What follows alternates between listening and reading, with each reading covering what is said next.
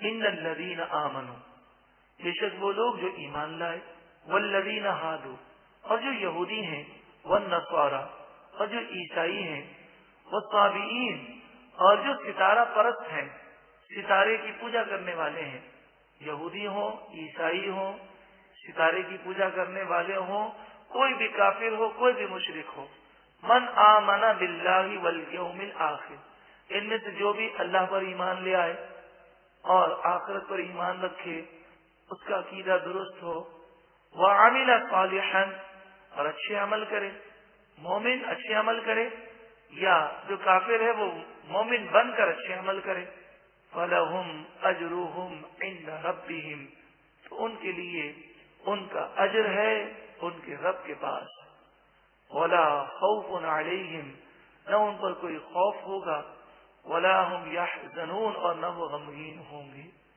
ربط دیکھیں، بنی اسرائیل کی تباہی کا ذکر ہے، ذلت اور رسوائی کا ذکر ہے، پھر عروج کا سبب بتایا جا رہا ہے۔ اگر ایمان لاؤ گے، اچھے عمل کرو گے، تمہارے لیے تمہارے رب کے پاس بھی اجر ہے، اور دنیا اور آخرت میں ہر قسم کے ٹینشن سے، خوف سے، غم سے اللہ تعالیٰ تمہیں آزاد کر دے گا، سکون، چین، اطمینان ہوگا، برکتیں ہوں گی، اور بالفرض کوئی آزمائش آئی بھی تو تمہارے دل میں اللہ تعالیٰ سکون کو نازل کر دے گا۔ حضرت امام حسین کربلا کے میدان میں شہید ہوئے ہیں، بظاہر تو ایک آزمائش، ایک امتحان ہے، لیکن شہادت کا وہ رتبہ ہے اور اللہ تعالیٰ اس میں ایسی لذت رکھتا ہے۔ عام شہید کے متعلق حدیث پاک میں ہے، کل بروز قیامت جب وہ جنت میں جائے گا، اللہ تعالیٰ اس سے فرمائے گا مانگ، کیا مانگتا ہے؟ تو وہ جنت کی نعمتیں پانے کے بعد یہ سوال کرے گا، اے پروردگار، بس ایک ہی تمنا ہے، پھر دنیا میں جاؤں، پھر تیری راہ میں کٹ جاؤں، پھر دنیا میں جاؤں، پھر تیری راہ میں کٹ جاؤں، پھر دنیا میں جاؤں، پھر تیری راہ میں کٹ جاؤں۔ وہ شہادت کی جو لذت ہے وہ مجھے پانی ہے۔ اب دیکھیں، بظاہر شہید کا جسم کٹ رہا ہے، لیکن اللہ تعالیٰ اسے وہ لذت دے دیتا ہے کہ جنت کی نعمتوں سے بڑھ کر وہ لذت ہے جس کی وہ تمنا کر رہا ہے۔ فَلَا خَوْفٌ عَلَيْهِمْ وَلَا هُمْ يَحْزَنُونَ، اللہ تعالیٰ اس پر ایسا کرم فرماتا ہے۔ اب اگلی جو آیت میں ارشاد فرمایا جا رہا ہے اس میں بنی اسرائیل کی ناشکری کا بیان ہے۔ وَإِذْ، اور یاد کرو جب، أَخَذْنَا، ہم نے لیا، مِيثَاقَكُمْ، تم سے پکا وعدہ، پکا عہد، وَرَفَعْنَا، اور ہم نے بلند کیا، فَوْقَكُمُ الطُّورَ، طور پہاڑ کو ہم نے تمہارے اوپر بلند کیا۔ ان کی ناشکری یہ تھی کہ موسیٰ علیہ السلام جب توریت شریف لے کر آئے تو بنی اسرائیل نے کہا یہ تو مشکل کتاب ہے، ہم اس کو نہیں مانتے، آپ آسان کتاب لے کر آئے۔ تو حضرت موسیٰ علیہ السلام نے کوہ طور کو اشارہ کیا تو کوہ طور سر پر آ گیا، اور آپ نے فرمایا اس کتاب کو تسلیم کر لو ورنہ یہ پہاڑ تمہارے اوپر گر جائے گا۔ تو اس وقت انہوں نے پکا وعدہ کیا کہ اب ہم اس کتاب پر عمل کریں گے۔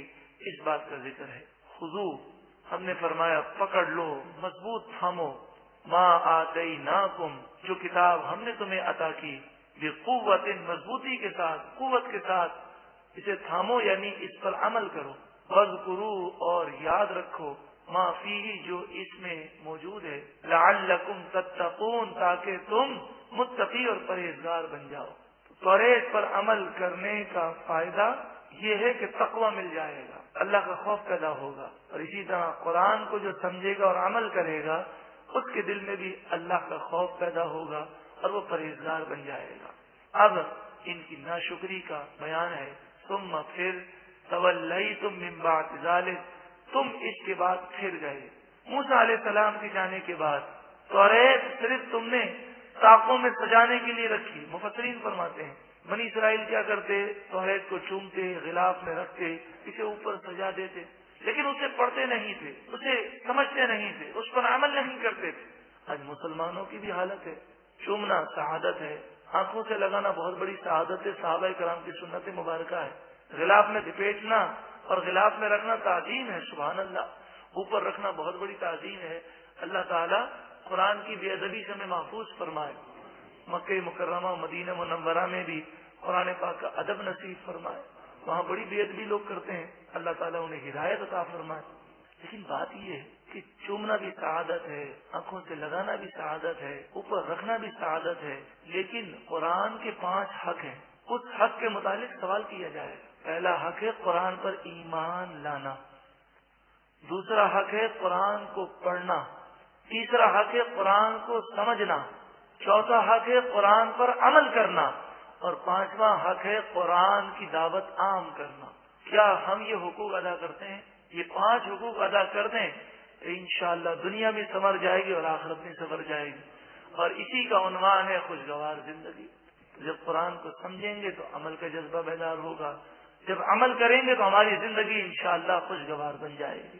تو فرمایا ثم تولیتم من بعد ذلک، پھر تم توریت سے پھر گئے، صرف سجانے کے لیے رکھ دیا لیکن اس کو نہ سمجھا نہ عمل کیا. اگر اللہ تعالی چاہتا تمہیں ہلاک کر دیتا اور تم جہنم میں چلے جاتے، لیکن اللہ نے فضل کیا اور اپنے محبوب کریم صلی اللہ علیہ وآلہ وسلم کو دنیا میں مبعوث کر دیا اور تم زندہ ہو. تم اس نبی پر ایمان لاؤ اور جہنم میں جانے سے بچ جاؤ. فلولا فضل اللہ علیکم، اور اگر اللہ کا فضل تم پر نہ ہوتا، ورحمتہ، اور اللہ کی رحمت نہ ہوتی، لکنتم من الخاسرین، ضرور تم نقصان اٹھانے والے ہو جاتے. لیکن اب بھی اس ڈھیل سے فائدہ اٹھاؤ، یہ ڈھیل اللہ کا فضل ہے. فائدہ اٹھاؤ اور ایمان لے آؤ اور مرنے سے پہلے توبہ کر لو. اب سرکشی کا ذکر ہے اور اللہ کے عذاب کا ذکر ہے. بنی اسرائیل پر یہ لازم تھا کہ وہ ہفتے کے دن دنیاوی کوئی کام نہ کریں. جیسے ہمارے یہاں جمعہ مقدس دن ہے، ان کے یہاں ہفتے کا دن مقدس تھا. اگر ہمارے یہاں یہ ہے کہ جمعے کی اذان سے پہلے بھی کاروبار کر سکتے ہیں، اذان ہوتے ہی کاروبار بند کر دیں، کوئی دنیاوی کام نہ کریں، اور جب جمعے کی نماز پڑھ کر فارغ ہو جائیں تو اس کے بعد کاروبار کر سکتے ہیں. لیکن ان کے لیے پورے ہفتے کے دن اور رات میں کوئی دنیاوی کام جائز نہیں تھا. ان کی ایک قوم تھی، بنی اسرائیل میں سے ایک طبقہ وہ تھا جو دریا اور سمندر کے کنارے رہتا تھا. ان کی گزر اوقات مچھلیوں پر تھی. اللہ تعالیٰ نے ان کی آزمائش فرمائی. پورے ہفتے مچھلیاں بہت کم آتی اور ہفتے کے دن اتنی مچھلیاں آتی ہیں کہ سمجھانے کے لیے عرض کرتا ہوں، بعض مفسرین نے فرمایا کہ آپ یوں سمجھیں کہ اتنی مچھلیاں آتی ہیں کہ پانی نظر نہیں آتا. اب وہ کہتے کہ ہفتے کے دن تو مچھلی کا شکار حرام ہے، کوئی کام ہم نہیں کر سکتے، تو وہ صبر کرتے. اور باقی دنوں میں بڑی مشکلات ہوتی ہیں، گزر اوقات بھی مشکل ہو جاتی. کچھ عرصے تک وہ صبر کرتے رہے. پھر انہوں نے سوچا کہ یہ تو بڑا مشکل کام ہے. انہوں نے ایک ناجائز تدبیر کی. وہ تدبیر یہ کی کہ اس دریا کے قریب، اس سمندر کے قریب انہوں نے نہریں کھودی اور نہریں کھود کر اپنے علاقوں میں بڑے بڑے تالاب بنائے. اب کیا کرتے، ہفتے کا دن آتا تو نہر کا منہ کھول دیتے. جیسے ہی نہر کا منہ کھولتے تو پانی سمندر سے اور دریا سے گزر کر تالاب میں جمع ہو جاتا. وہ پانی سے وہ تالاب بھر جاتے، بڑے بڑے تالاب تھے، اور وہ مچھلیوں سے بھر جاتے. اب مچھلیاں دوبارہ واپس نہ جا سکیں اس لیے نہر کا منہ بند کر دیتے. پھر اتوار کے دن ان مچھلیوں کو پکڑ لیتے. جب حضرت داؤد علیہ نبینا علیہ الصلوۃ والسلام نے ان سے فرمایا کہ تم یہ مچھلیوں کا شکار کر رہے ہو، یہ تو حرام ہے، یہ لوگ کہنے لگے کہ ہم اتوار کے دن مچھلیوں کا شکار کرتے ہیں، ہفتے کے دن تو ہم صرف 2 کام کرتے ہیں، نہر کا منہ کھولتے ہیں اور تھوڑی دیر کے بعد نہر کا منہ بند کر دیتے ہیں. تو آپ نے فرمایا یہی تو مچھلیوں کا شکار ہے. جب مچھلیوں کو تم نے تالاب میں قید کر لیا تو شکار تو ہو گیا. تو وہ کہنے لگے نہیں، ایسی بات نہیں ہے، ہم تو یہ کام 70 سال سے کر رہے ہیں. 70 سال ہو گئے. اگر اللہ ناراض ہوتا تو عذاب آ جاتا. 70 سال سے یہ ہمارا معمول ہے. تو اس قوم میں بعض وہ لوگ تھے جنہوں نے یہ گناہ نہیں کیا. انہوں نے بستی کے اندر دیوار کھینچ دی اور کہا کہ ہم اپنے گھر، اپنے سارے سامان الگ کرتے ہیں، تم سے ہم بات چیت نہیں کریں گے کہ کہیں تمہاری وجہ سے ہم پر عذاب نہ آ جائے. تو وہ الگ رہنے لگے اور جو گناہگار لوگ تھے وہ بستی کے دوسری طرف بیچ میں دیوار تھی. ایک دن صبح یہ نیک لوگ اٹھے تو کہا کیا بات ہے، کوئی آواز نہیں ہے، چولہا اگر جلے گا تو دھواں اڑے گا، کوئی دھواں اڑتا ہوا نظر نہیں آتا. دیوار پر چڑھ کر دیکھا تو پوری بستی میں بندر ہی بندر تھے. جب اندر گئے تو یہ بندر ان کے قریب آتے. یہ بندر تو بن گئے تھے لیکن پہچاننے کی ان میں صلاحیت تھی. یہ اپنے رشتہ داروں کو پہچانتے، ان کو لپٹ لپٹ کر یہ روتے اور رشتہ دار ان سے کہتے ہم نہ کہتے تھے گناہ مت کرو، تم نہیں مانتے تھے. تو وہ سر کے اشارے سے وہ یہ اظہار کرتے کہ ہم سمجھ رہے ہیں واقعی ہم نے بہت بڑی غلطی کی ہے. حدیث پاک میں آتا ہے کہ 3 دن کے بعد یہ سب ہلاک ہو گئے۔ حدیث پاک میں یہ بھی ہے کہ نبی کریم صلی اللہ علیہ وآلہ وسلم نے فرمایا، مسلم شریف کی روایت ہے کہ جس قوم پر اللہ تعالیٰ عذاب نازل کرے وہ بندر یا خنزیر یا کوئی اور جانور کی شکل اختیار کر لے تو 3 دن سے زیادہ وہ قوم زندہ نہیں رہتی۔ یہ جو عوام میں مشہور ہے کہ یہ بندر وہی ہے، یہ بات نہیں ہے۔ بندر تو ایک جانور پہلے سے ہے۔ جس قوم کو بندر بنایا گیا وہ قوم حدیث پاک کے مطابق، مسلم شریف کی روایت کے مطابق، وہ قوم 3 دن کے اندر ہلاک ہو گئی۔ یہ لوگوں کی غلط فہمی ہمیں دور کرنی چاہیے۔ قرآن کے نور سے دور ہونے کی وجہ سے اکثر لوگوں میں یہی مشہور ہے کہ یہ بندر وہی ہے، کیونکہ حدیث پاک میں یہ بھی ہے کہ جس قوم پر اللہ کا عذاب آئے اس کی نسل باقی نہیں رہتی، وہ نسل چل ہی نہیں سکتی۔ فرمایا وَلَقَدْ، اور بے شک، عَلِمْتُمُ الَّذِينَ اعْتَدَوْا مِنْكُمْ فِي السَّبْتِ، سبت مانے ہفتے کا دن، سیٹرڈے، فی السبت، ہفتے کے دن کے بارے میں جن لوگوں نے سرکشی کی تم انہیں جانتے ہو۔ وَقُلْنَا، پس ہم نے فرمایا، لہم، ان لوگوں سے، کونوا، ہو جاؤ، قردۃ خاسئین، دھتکارے ہوئے بندر بن جاؤ۔ قردہ مانے بندر، ہم نے انہیں بندر بنا دیا۔ وَجَعَلْنَاهَا، پس ہم نے کیا اس واقعے کو نکالا، نکال کہتے ہیں عبرت، اس واقعے کو ہم نے عبرت بنایا، لما بین یدیہا، ان لوگوں کے لیے جو اگلے ہیں، وما خلفہا، اور جو پچھلے ہیں، یعنی یہ واقعہ اگلوں پچھلوں کے لیے عبرت ہے۔ اس واقعے کے بعد سے لے کر آج تک اور آج سے لے کر قیامت تک آنے والی نسلوں کے لیے واقعہ عبرت ہے۔ اب دیکھیں، یہ جو بندر بنا دیے گئے یہ کوئی مشرک یا کافر یا یہودی عیسائی نہیں تھے، یہ بنی اسرائیل تھے، اور بنی اسرائیل توریت کو ماننے والے تھے۔ یہ یہودیت تو بات کی پیداوار ہے۔ توریت میں بھی اسلام ہے، انجیل میں بھی اسلام ہے، زبور میں بھی اسلام ہے، قرآن میں بھی اسلام ہے، ہر نبی نے اسلام ہی کی تبلیغ فرمائی۔ تو یہ مسلمان تھے، لیکن جب انہوں نے گناہ کیا تو ان پر عذاب آیا۔ آپ مجھے بتائیے، ہم خود غور کریں، جب وہ ایک گناہ کریں تو عذاب آ جاتا ہے، ہم دن رات سینکڑوں گناہ کرتے ہیں۔ یہ ڈائریکٹ حرام کام نہیں کر رہے، ایک تدبیر کر رہے ہیں، اور اپنی غلط فہمی میں یہ سمجھ رہے ہیں کہ ہم شکار نہیں کر رہے، ہم تو تالاب میں مچھلیاں لے رہے ہیں، لیکن پھر بھی انہیں پکڑ لیا گیا۔ ہم تو جان بوجھ کے جھوٹ بھی بولتے ہیں، نمازیں قضا کرتے ہیں، مسلمانوں کی دل آزاریاں کرتے ہیں، حرام کمائی کرتے ہیں، رشوت کا لینا دینا، سود کا لینا دینا، اور ماں باپ کی نافرمانی۔ کون سا ایسا گناہ ہے جو ہم مسلمان نہیں کرتے جان بوجھ کر، سمجھتے بوجھتے؟ بلکہ نعوذ باللہ من ذالک ایک بڑا خطرناک گناہ ہے، وہ بھی اب یہ عام ہو گیا ہے۔ وہ گناہ اس قدر خطرناک ہے کہ بسا اوقات ایمان برباد ہو جاتا ہے۔ وہ گناہ ہے گناہ کر کے گناہ کو گناہ نہ سمجھنا۔ یہ اب مرض عام ہو گیا۔ فلمیں دیکھتے ہیں، ڈرامے دیکھتے ہیں، گانے سنتے ہیں، باجے سنتے ہیں، بے پردگی ہو رہی ہے، شادی کے ناجائز رسومات ہیں، گناہ کر رہے ہیں، لیکن کم از کم گناہ کو گناہ تو سمجھیں، جو غلط ہے اس کو غلط تو تسلیم کریں۔ یہ ڈبل گناہ ہے کہ گناہ کو گناہ نہ سمجھا جائے، کیونکہ بسا اوقات بعض ایسے گناہ ہیں جو حرام قطعی ہیں۔ حرام قطعی جو گناہ ہے یہ گناہوں کی ایک قسم ہوتی ہے۔ اس گناہ کو جو گناہ نہ سمجھے وہ کافر ہو جائے گا۔ مثلا کوئی شخص نماز نہیں پڑھتا اور کہتا ہے نماز نہ پڑھنے میں کوئی گناہ نہیں، تو کافر ہو جائے گا۔ کوئی شخص شراب پیتا ہے، خمر پیتا ہے، اور وہ اسے حلال سمجھتا ہے تو کافر ہو جائے گا۔ کوئی سود کا لینا دینا کرتا ہے اور سود کو پروفٹ سمجھتا ہے، سود کو کہتا ہے سود نہیں ہے، تو سود حرام قطعی ہے، اس کو حلال سمجھنا کفر ہے۔ تو حرام کو حرام سمجھنا، گناہ کو گناہ سمجھنا ضروری ہے۔ ذرا سوچیں کہ کیا یہ واقعہ ہمارے لیے عبرت نہیں ہے؟ وَمَوْعِظَةً لِّلْمُتَّقِينَ، اور یہ واقعہ ہم نے بنایا تمام لوگوں کے لیے نصیحت، لیکن یہ نصیحت کن کے لیے فائدے مند ہے؟ للمتقین، جو اللہ سے ڈرنے والے ہیں، پرہیزگار ہیں۔ اللہ تعالی ہمیں اپنا خوف عطا فرمائے، مرنے کا تصور عطا فرمائے۔ سب یہیں رہ جائے گا، نہ دوست کام آئے گا، نہ والدین کام آئیں گے، نہ رشتہ دار کام آئیں گے۔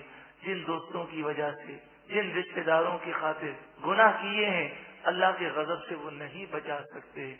ہمیں اللہ کو راضی کرنے کی کوشش کرنی چاہیے، خود بھی نور قرآن سے منور ہوں، دوسروں کو اس کی دعوت دیں۔ جب ہم کسی کو قرآن کی دعوت دیتے ہیں، علم دین کی دعوت دیتے ہیں، ایک جملے پر الحمدللہ حدیث پاک کے مطابق 1 سال کی عبادت کا ثواب دیا جاتا ہے۔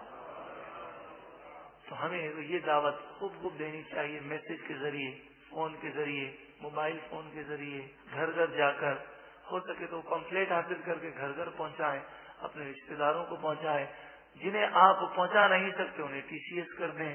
یعنی آپ کا جذبہ ہو کہ کوئی شخص نہیں بھی آ سکتا، کم از کم میرا پیغام پہنچ جائے، قرآن کا پیغام پہنچ جائے، کبھی بھی اسے موقع ملے گا وہ آ جائے گا۔ اللہ تعالی قرآن کی دعوت عام کرنے کی ہم سب کو توفیق عطا فرمائے، اور قرآن کی دعوت کی برکتوں سے ہمیں دنیا اور آخرت میں مالا مال فرمائے۔ اور ہم نے نام تو رکھ دیا خوشگوار زندگی۔ اللہ تعالی ہم سب کی زندگیاں اور تمام مسلمانوں کی زندگیاں خوشگوار فرما دے، اور دونوں جہاں کی سلامتی اور کامیابی عطا فرمائے۔ وَإِذْ اور یاد کرو جب قال موسیٰ علیہ السلام نے فرمایا لِقَوْمِهِ اپنی قوم سے، ان اللہ یأمرکم ان تذبحوا بقرہ، بے شک اللہ تعالیٰ تمہیں حکم فرماتا ہے کہ تم ایک گائے ذبح کرو۔ موسیٰ علیہ السلام کی قوم میں ایک قتل ہوا، اور قوم نے یہ سوال کیا کہ اس کا قاتل کون ہے۔ حضرت موسیٰ علیہ السلام نے فرمایا گائے ذبح کرو، تمہیں قاتل کا علم ہو جائے گا۔ قالوا وہ بولے اتتخذنا ہزوا، کیا آپ ہم سے مذاق کرتے ہیں؟ قال اعوذ باللہ ان اکون من الجاہلین، آپ نے فرمایا میں نادان بننے سے اللہ کی پناہ مانگتا ہوں کہ مذاق کرنا، ٹھٹا کرنا یہ نادانوں کا کام ہے۔ انبیاء علیہ السلام اس سے محفوظ ہیں۔ اب انہیں حکم تھا کہ کوئی بھی گائے ذبح کریں، انہیں قاتل کا علم ہو جائے گا، مگر انہوں نے سوالات کیے۔ قالوا ادع لنا ربک، وہ بولے آپ اپنے رب سے ہمارے لیے دعا کیجیے۔ یبین لنا ما ہی، وہ ہمیں بتائے کہ وہ گائے کیسی ہے۔ قال انہ یقول انہا، آپ نے فرمایا بے شک اللہ تعالیٰ فرماتا ہے بقرۃ لا فارض ولا بکر، وہ گائے ایسی ہے جو نہ بوڑھی ہے اور نہ بچی ہے۔ فارض کے معنی بوڑھی، بکر کے معنی بچی۔ عوان بین ذالک، نہ بوڑھی ہے نہ بہت چھوٹی ہے، عوان بین ذالک اس کے درمیان ہے، یعنی جوان گائے ہے۔ فَفْعَلُوا پس تم کرو ما تؤمرون، جو تمہیں حکم دیا جاتا ہے۔ اب ان کے لیے کافی تھا کہ وہ ایک جوان گائے کو ذبح کر دیتے۔ قالوا ادع لنا ربک، وہ بولے آپ اپنے رب سے ہمارے لیے دعا کیجیے۔ یبین لنا ما لونہا، وہ ہمیں بتائے کہ اس گائے کا رنگ کیسا ہے۔ لونہا اس کا رنگ۔ قال انہ یقول انہا، آپ نے فرمایا بے شک اللہ تعالیٰ فرماتا ہے بقرۃ صفراء، وہ پیلی گائے ہے۔ فاقع لونہا، اس کا رنگ گہرا پیلا ہے۔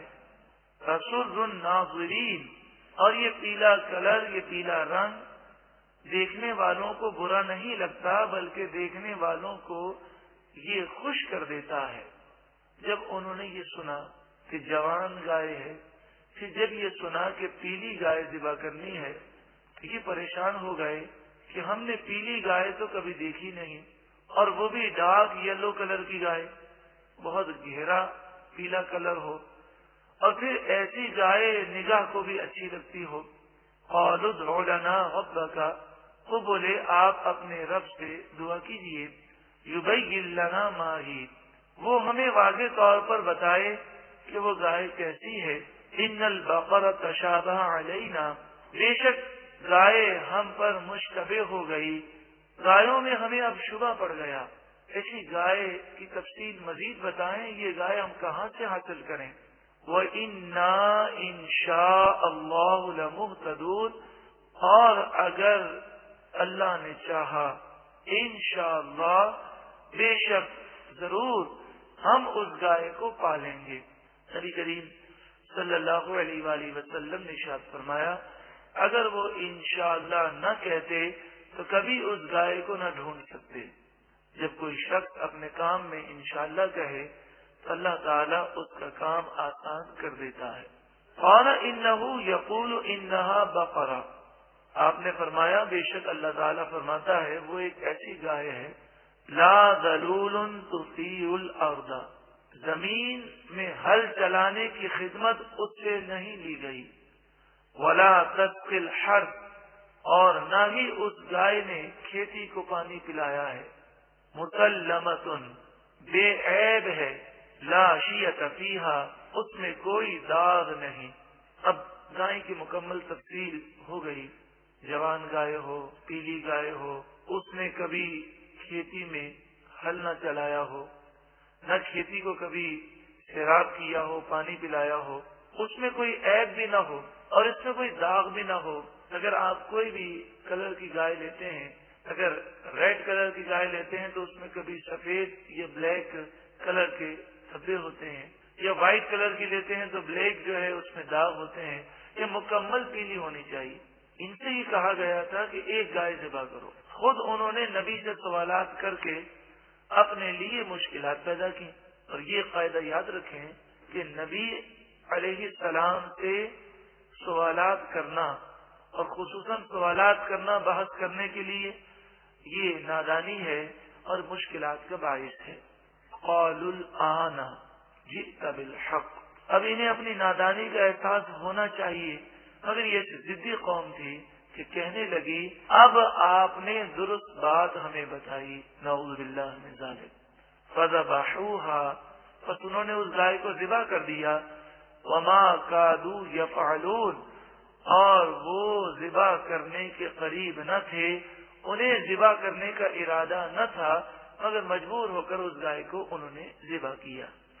وہ گائے کے متعلق مفسرین فرماتے ہیں کہ یہ گائے ایک نوجوان کی تھی، اور اس گائے کا قصہ مفسرین نے اس طرح لکھا کہ ایک نیک صالح شخص تھے، اللہ تعالیٰ نے انہیں الہام فرمایا کہ ان کا انتقال ہونے والا ہے، تو وہ اپنی گائے کے بچے کو لے کر آپ جنگل میں گئے اور جنگل میں اس گائے کو چھوڑا اور کہا مالک و مولا یہ گائے میں تیرے سپرد کرتا ہوں۔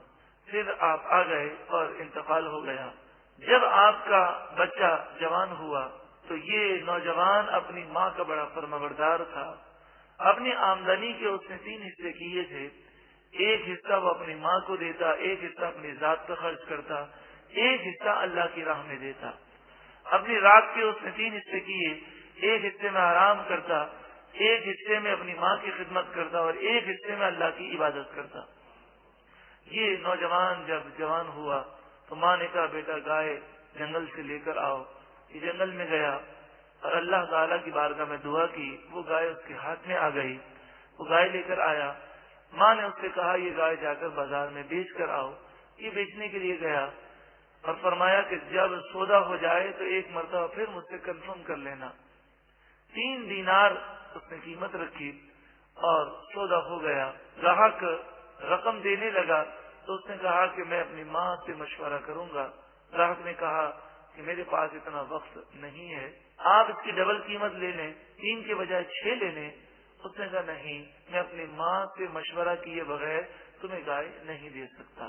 گھر پر آیا تو ماں نے کہا بیٹا اب اس کی قیمت 6 دینار کر دو، اب اگر کوئی گاہک آئے تو سودا ہو جائے تو مجھ سے مشورہ ضرور کرنا۔ قیمت 6 دینار کر دی اور وہی گاہک پھر آیا اور سودا طے ہو گیا۔ اس نے کہا کہ مجھے گائے دے دو اور یہ قیمت لے لو۔ کہا ماں سے مشورہ کروں گا۔ گاہک نے کہا 6 نہیں 12 دیتا ہوں، تم اپنی ماں سے مشورہ نہ کرو، میرے پاس وقت نہیں کہ میں تمہارے ساتھ تمہاری ماں کے پاس آؤں۔ تو اس نے کہا کہ نہیں ایسا نہیں ہو سکتا۔ آخر کار وہ اپنی ماں کے پاس آیا۔ ماں نے کہا بیٹا یہ گاہک انسان نہیں بلکہ فرشتہ ہے۔ اب یہ آئے تو اس سے پوچھنا یہ بتاؤ کہ ہم گائے ابھی بیچیں یا نہ بیچیں، اور جب بھی بیچیں تو گائے کی کیا قیمت مقرر کریں۔ جب وہ پھر بازار میں گیا تو وہ فرشتہ انسانی شکل میں اس کے پاس آیا اور اس فرشتے نے کہا بیٹا ابھی اس گائے کو مت بیچنا، بنی اسرائیل تم سے یہ گائے خریدیں گے اور گائے کی قیمت تم یہ مقرر کرنا کھال بھر سونا دیا جائے۔ اب یہ بنی اسرائیل جب ڈھونڈتے ڈھونڈتے یہ گائے کو لینے کے لیے آئے، یہ دنیا کی واحد گائے تھی، یہ پیلی گائے تھی، اس کا رنگ بہت زیادہ پیلا تھا، لیکن دیکھنے والوں کو بہت پیاری لگتی تھی۔